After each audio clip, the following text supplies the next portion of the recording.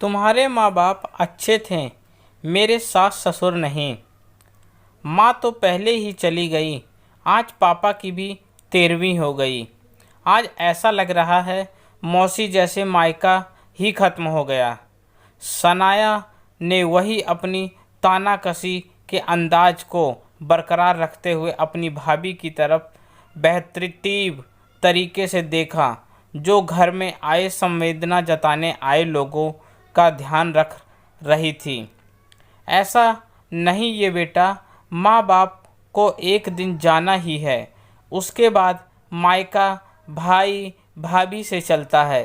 क्यों मायका ख़त्म हो गया?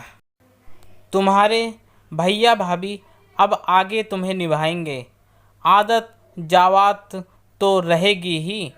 मौसी ने सनाया का हाथ पकड़कर कहा। मौसी, जब एक साथ रहते हुए भी ऐसा माहौल में एक आंसू भी नहीं टपका तो हम तो कभी कभार आने वाले लोग हैं, मेहमान जो ठहरे। सनाया ने जैसे फिर कुछ जताने की कोशिश की। धीमे बोल सनाया, क्यों तमाशा करने पर तुली हो? मायके को बना कर रखोगी तभी मायका रहेगा ना, मौसी ने समझाते हुए कहा। क्यों, मैं क्यों चुप रहूं?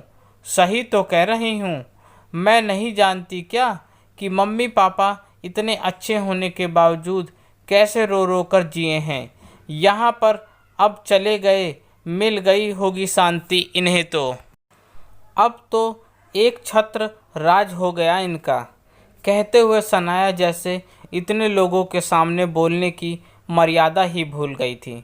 मौसी जी ने उसे रोकने के लिए उसका हाथ पकड़ ही था कि तभी सही कह रही हो तुम, सबको अपने माँ बाप अच्छे ही लगते हैं, क्योंकि जो माँ बाप सिर्फ अपनी बेटियों के ऊपर अपने बेटों को भी तवज्जो नहीं देते, उनके माँ बाप बेटियों के लिए जितने अच्छे होते हैं ना, अपने बेटे बहू के लिए उतने ही बुरे। तुम आज इतना दुख में हो कि हमारे साथ उन्होंने रो रो कर जिया तो ले जाती अपने साथ। तुम कौन सा अपने सास ससुर के साथ रह रही थी? खुद जैसा चाहे वैसे रहो, लेकिन सारा ज्ञान भाभी के सामने बघारो।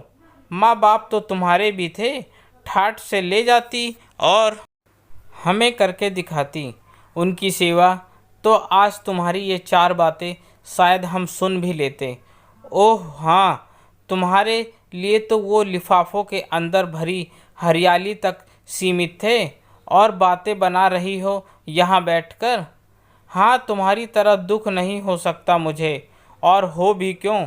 सिर्फ हुक्म चलाना, अपने मन के मुताबिक ज़िंदगी जीने के लिए सिर्फ अपने बारे में सोचना, बेटे बहू की अहमियत सिर्फ अपनी सेवा पानी के लिए रखना, बाकी टाइम उन्हें दूसरों के सामने कोसना, बेटियों के मुंह के आगे कभी अपने घर में क्या चल रहा है इससे बेखबर रहना, लेकिन हाँ उनके ससुराल में आज क्या पका उसकी मंत्रणा करना, इसे तुम अच्छा कहती हो?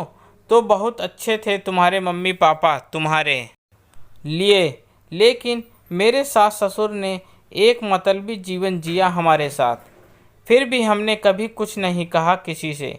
लेकिन तुम अपने बोलने की मर्यादा अगर ऐसे अवसर पर भी भूल सकती हो तो जवाब देने का हक तो हमारा भी बनता है ना।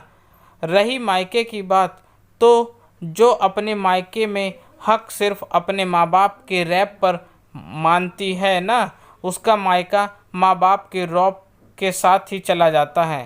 कहते हुए सनाया की भाभी रागनी ने शोभती सनाया का भाई की तरफ देखा, जिसने उनका प्रतिकार तो नहीं किया, लेकिन उसे रागनी का जवाब इस माहौल में पसंद नहीं आया। लेकिन उसकी आंखों में सायना के प्रति हीनता ज़्यादा प्रखर दिखाई दे रही थी। रागिनी अपने काम में लग गई। सनाया अभी भी बड़बड़ाते हुए अपने भाई की तरफ देख रही थी, क्योंकि उसने आज सनाया की बात के प्रतिकार पर रागिनी को चुप रहने को या रिश्ते बिगड़ने की दुहाई जो नहीं दी थी, क्योंकि हमारे समाज में रिश्ते बनाए रखने की जिम्मेदारी सिर्फ बहुओं की है। बाकी सदस्य उस परिधि से आज़ाद हैं।